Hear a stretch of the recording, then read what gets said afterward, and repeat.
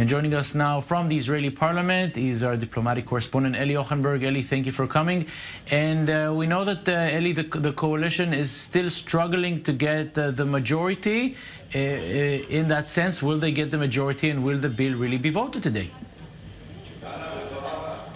Well, that's a fantastic question, Jonathan. What is likely to happen is that the coalition will indeed manage to garner the needed support, but it will be on the verge of a vote. It was very difficult to manage to recruit all the coalition members behind this legislation, but it appears as if the excessive efforts that were invested will be bearing some fruit, but it does demonstrate the fragile composition of the coalition, where you have parties that are presenting perhaps marginalized groups in society. One can claim that this is, the essence of democracy, the fact that each group in society has a voice.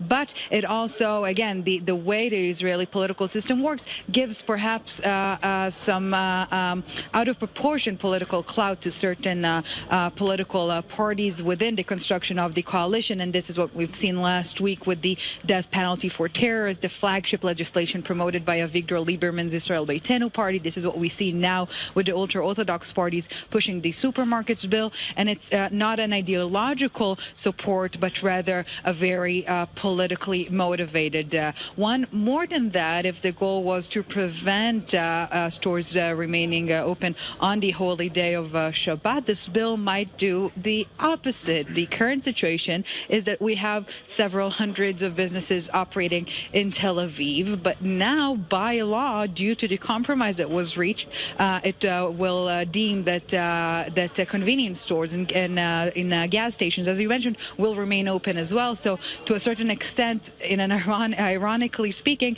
it increased the number of businesses that will be authorized to work on Shabbat. But the bottom line is that definitely a very tangled political month for the ruling coalition, as Prime Minister Benjamin Netanyahu is doing the best he can to keep his coalition members happy, and it's not an easy task, to say the least. And this is a flagship bill for the Orthodox Shas party, from which the Interior Minister Aryeh Deri comes in. The polls give them say that they will barely make it to parliament in the next elections.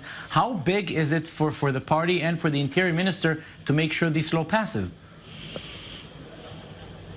Extremely important. This is the mandate of the ultra-Orthodox parties, to safeguard and protect the religious nature of the Jewish state. So they really can't back down from such a legislation. The thing is, Jonathan, that even if climbing the wrong tree, it doesn't mean that it's easier to back down. And this is perhaps the case, insisting on this specific legislation rather than other religious matters. But the issue of Shabbat have been hovering above this current coalition for a while now. We had this with construction works on Israel's railway that were foiled by the ultra-Orthodox parties. Now we see the supermarkets bill. But the thing is, again, the core of the story is this some sort of a political extortion coalition members can exercise on the rest of the coalition, triggering a row of legislation that are not necessarily ideologically motivated, but rather very much political, targeting their own home base electoral, their own home